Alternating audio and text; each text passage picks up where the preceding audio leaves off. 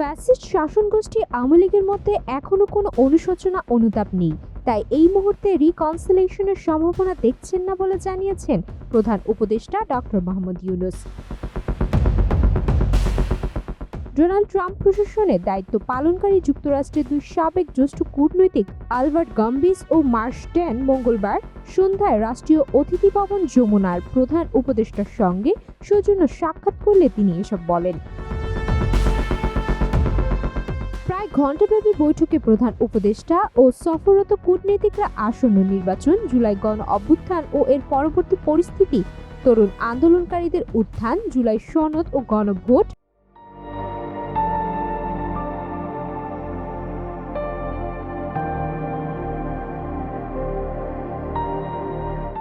নির্বাচনকে লক্ষ্য করে ছড়ানো ভুয়া খবর ও মিস ইনফরমেশন, রোহিঙ্গা সংকট ও জুলাই অভ্যুত্থান পরবর্তী বাংলাদেশের প্রেক্ষাপট, ট্রুথ অ্যান্ড রিকনসিলিয়েশনের সম্ভাবনা সহ বিভিন্ন গুরুত্বপূর্ণ বিষয় নিয়ে আলোচনা করেন। বৈঠকের পর প্রধান উপদেষ্টা প্রেস উইংসের পক্ষ থেকে এসব তথ্য জানানো হয়। দুই কূটনৈতিক প্রধান উপদেষ্টার কাছে জানতে চায়, বর্ণ বৈষম্য পরবর্তী দক্ষিণ আফ্রিকার আদালতে বাংলাদেশের ট্রুথ অ্যান্ড রিকনসিলিয়েশনের উদ্যোগ গ্রহণ করা সম্ভব কিনা। প্রফেসর ডক্টর ইউনূস বলেন, প্রয়াত নেলসন ম্যান্ডেলার একজন বন্ধু হিসেবে তিনি দক্ষিণ আফ্রিকার ট্রুথ অ্যান্ড রিকনসিলিয়েশনের প্রক্রিয়া ঘনিষ্ঠভাবে দেখেছিলেন। তবে তৎকালীন ফ্যাসিস্ট শাসন গোষ্ঠী তাদের অপরাধ অস্বীকার করে যাওয়ায় এই মুহূর্তে বাংলাদেশে সে ধরনের কোনো উদ্যোগ গ্রহণের সম্ভাবনা নেই বলে জানান তিনি। তিনি বলেন, সময় এখনো উপযুক্ত নয়। কোথা থেকে শুরু করবেন?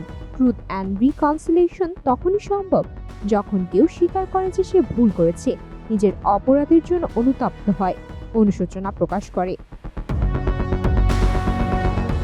কিন্তু এখন পর্যন্ত তাদের কোনো অনুশোচনা নেই, কোনো অনুতাপ নেই, বরং তারা দাবি করছে যে জুলাই অভ্যুত্থানে নিহত তরুণরা সন্ত্রাসীদের হাতে নিহত হয়েছে, তাদের অপরাধের বিপুল পরিমাণের প্রমাণ রয়েছে, তারা যা করছে তা সম্পূর্ণ বর্বরচিত্ত অপরাধ, তবু তারা সম্পূর্ণ অস্বীকারের অবস্থানেই রয়েছে।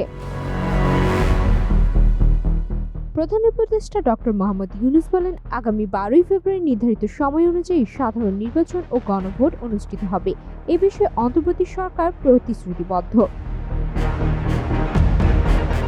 তিনি বলেন, নির্বাচনকে ঘিরে ভুয়া খবরের বর্ণনা ও পরিকল্পিতভাবে বিভ্রান্তি ছড়ানো হয়েছে।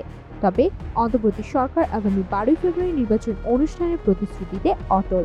অন্তর্বর্তী সরকার নির্বাচনী ফলাফল ঘোষণা শেষে গণতান্ত্রিকভাবে নির্বাচিত সরকারের কাছে ক্ষমতা হস্তান্তর করবে। ডক্টর ইউনূস বলেন, কে কি বলল তা বিবেচ্য নয়। নির্ধারিত 12ই ফেব্রুয়ারিতেই নির্বাচন অনুষ্ঠিত হবে। এর একদিন আগেও নয়, একদিন পরেও নয়। তিনি আরও বলেন, ভোট হবে অবাধ, সুষ্ঠু ও শান্তিপূর্ণ ও উৎসবমুখর পরিবেশে।